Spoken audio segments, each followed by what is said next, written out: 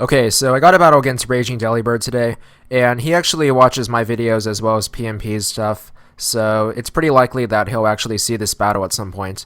Anyway, he's going to lead off with Heracross, and I'm going to go with Gliscor. Originally, I was running Tyranitar in the lead position, but since I saw that Heracross on his team, I just decided to swap it out for Gliscor so I could deal with it. And I'm going to go for an Ice Fang in case he goes for Latios, because that's a pretty good Gliscor switch in. Instead, he switches to Ferrothorn. I'm assuming he's a relatively experienced battler, so he'll probably be aware of Taunt. And I'm just going to switch to Tyranitar, predicting him to use Ferrothorn as a pivot and switch to Latios now.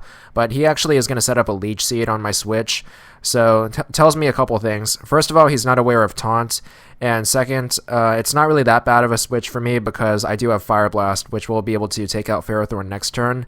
He might be running Protect, so I'm just going to set up Stealth Rock and scout for that, see whatever he plans to do. He switches in his Donphan now. I get Rocks up, but it doesn't really matter because he'll just be able to Rapid Spin them away anyway.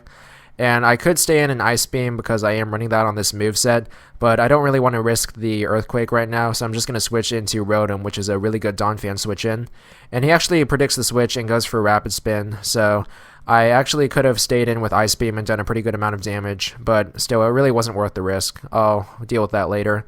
So he's going to go into Latios now, and I went for a Hidden Power Fire, trying to catch the Ferrothorn on the switch, but he goes to Latios instead, which is also a good switch in, although Hydro Pump would have done a pretty good amount of damage. And judging from the fact that it doesn't have leftovers, I'm assuming that it might be a Specs Latios because those are pretty popular. So I'm going to go into Scizor and take the Draco Meteor. Specs Latios can be really difficult to predict around, but Scizor is a pretty decent check, so I'm glad that I managed to switch in on a Draco Meteor. And I'm actually not running Roost though, so I probably won't be able to switch in a second time that easily. Okay, I know he has a Magnezone, so I'm going to predict him to send that out and go back to Tyranitar. And I'm pretty much going to be able to wall every Magnezone set because of my special defense in Sandstorm. So I'm just going to predict him to go to Donphan again and go for the Ice Beam on the switch instead of Stealth Rock this time. And I'm going to get that switch correct and hit his Donphan for super effective damage. It's going to do a lot, as you can see, and make things easier to deal with later. Since I haven't set up Stealth Rock, he'll definitely have nothing to spin away. So unless he's going to set up his own Stealth Rock, it's probably going to be Earthquake. So I'm just going to go to Rotom again to keep things safe. And I switch in on Earthquake, and of course I have Levitate so it doesn't do anything. And I'm just going to finish him off with a simple Hydro Pump this time. I'm switching things around so I become not too predictable. And he's going to overpredict, probably thinking I was going to go for HP Fire again. And he leaves his Donphan in to a Hydro Pump, so it's going to die. And that's going to make things a lot easier for me because now Tyranitar will be able to set up Stealth Rock for free. He's going to go into Latios now, and I don't really want to risk the chance of him predicting my Tyranitar switch and going for Surf, because that might do a lot. So I'm just going to sack Rotom for now. I probably wouldn't have preferred to sack Rotom, but it's better than him critting like one of my other Pokemon. And besides, since I've already gotten rid of Donphan, Rotom has become significantly less important. So I'm going to bring out Tyranitar as he gets his Latios out of there. And I'm just going to set up Stealth Rock because I'm actually not running Pursuit, so it's the best thing I can do right now. Plus, I've already gotten rid of Donphan, so I don't have to worry about him rapid spinning it away. He's going to go into Heracross, and obviously that's going to be able to KO Tyranitar, but I still have Gliscor, and that's probably my best Heracross switch in. Basically, it walls every Heracross set to oblivion, so I don't really have to worry about that. And I'm actually going to go for the Ice Fang again this time. He's going to use Magnezone as a pivot switch here. Either that or he has HP Ice. But he switches that into the Ice Fang instead of Latios, so pretty good on his part. And I'm just going to go to Tyranitar again because that's going to deal with Magnezone if he has HP Ice, and it's also going to be able to take care of Latios if he plans to use it as a pivot switch. So he actually does withdraw and goes to Latios, so he was planning to pivot Latios into the Earthquake instead of going in directly into an Ice Fang. So now that I've matched up with Tyranitar versus Latios, I don't have Pursuit as I've mentioned, but he doesn't know that, so he might be predicting me to use that. Instead, I'm just going to go for the Crunch, and that's going to finish off his Latios, which is really good because that's a really threatening Pokemon in OU. And I took that Surf pretty nicely because of all the special defense I'm running, plus with leftovers. He's going to bring out Heracross again, but it really doesn't matter. Heracross isn't going to be a threat this whole game because of Gliscor. So he's just going to send that in and go for close combat this time. It's a powerful move on Heracross, but Gliscor can take that really nicely because of how bulky he is. And instead of Ice Fang, I'm actually going to go for Earthquake this time, just in case he decides to switch something else in. maybe go into Magnezone and pivot to Salamence this time if it's Mixed Ments. So he's actually going to go into Ferrothorn, and that'll be able to take any of my attacks, although I haven't revealed Taunt yet, so I'm planning to use that next turn. And of course I can't really do much to him unless I set up some Swords Dances, but I'm not planning to right now. I'm just going to Taunt to prevent him from setting up Leech Seed or some more spikes possibly. So of course Taunt is going to shut him down pretty easily, and I'm just going to go for one more Ice Fang this turn. It's not really so much a prediction, but just to catch his Salamence in case he decides to bring it in. Based on the way he's playing, it's actually going to be a Dragon Dance Salamence because he didn't bring it in early game like he would with the Mixed Ments.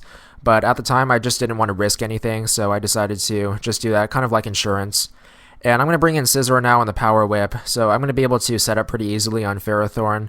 I'm actually running 3 attacks Scizor with Swords Dance instead of Roost. So yeah, it's pretty good coverage, and I'm going to be using it to sweep a lot in this. Now, he still has his Magnezone, so I'm going to predict that to come in a second time and pull another double switch, this time to Celebi. And I've actually redone the EVs on this and put a lot more into HP. Before, I wasn't really running much bulk investment. So even though he is running HP Fire, I'm going to be able to take one of those pretty easily and set up a Nasty Plot, which I'm going to do now. So that'll put me at +2 and potentially do some sweeping, or at least threaten the possibility of it. So I'm going to set up a Nasty Plot as he goes for Hidden Power Fire, and it's going to do right around half, so I take it pretty nicely, and it's definitely not going to KO me. Actually, a little less than half. Even with Sandstorm, it's not going to KO me next turn. And I thought that he might predict the HP Fire because it's pretty obvious that I'm running it if he's watched my other videos. And I thought he'd go to Salamence, so I went for Psychic in case he switched to it. But that was a pretty needless over-prediction, although I do get a special defense drop. And he stays in for another Hidden Power Fire, which is going to bring me down to the red. Not quite going to KO me, but I'm still at really low health.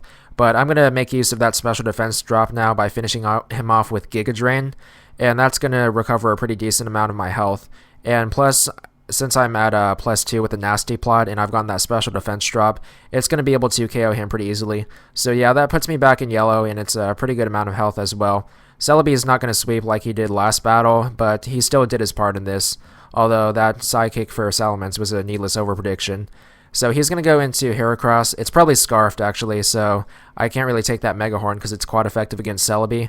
And I'm just going to switch into Gliscor. I'm not really doing much sweeping with Gliscor in this match, although he's definitely capable in that regard. He's kind of more like a defensive pivot the way I've been playing him. So he's going to switch back into Ferrothorn, and I'm just going to switch back out. I'm going to go into Scizor this time, predicting him, so I pulled another double switch here. I like double switching, as you can see.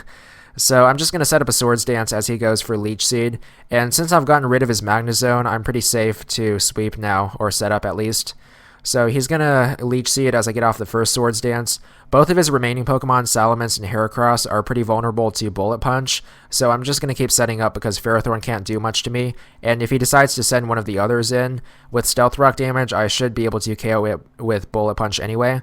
So I'm going to set up one more Swords Dance just in case he decides to go for Protect or something and scout what I'm going to do. He actually decides to set up Spikes now. Maybe he's not sure that I have Superpower at this point because I haven't revealed it, but I've been choosing to hide it for a reason. So just decided to go for a +6 just for fun. So I get to get max Swords Dances in. And he's actually realized that I'm going to probably sweep him by now, so he's going to go for that Power Whip. Of course, I have the Quad Resistance, so it doesn't really do much to me anyway. And I've been pretty much done setting up by now, so I'm just going to finish him off with a Superpower. Of course, it's going to put me at -1 attack and -1 defense, but I'm still going to be at +5 attack overall. And I don't really need the defense since I'm going to finish him off with Bullet Punch anyway. So of course that's going to one-hit KO Ferrothorn, and that's really not a problem. And after Ferrothorn dies, the only 2 Pokemon he has left, as I've said, are Salamence and Heracross, both of which can be finished off with Bullet Punch. So pretty much the only thing left to do now is Falcon Punch! Or Bullet Punch, same thing I guess. So anyway, after this, I'm going to be able to pretty much wrap up the game 5-0. So yeah, good game, and be sure to check out RagingDelibird's channel as well. He's actually a lot better of a battler than the score in this match would indicate. So yeah, don't be misled by this. So yeah, I'm just going to finish off his Heracross, and that's going to be the final Bullet Punch. So yeah.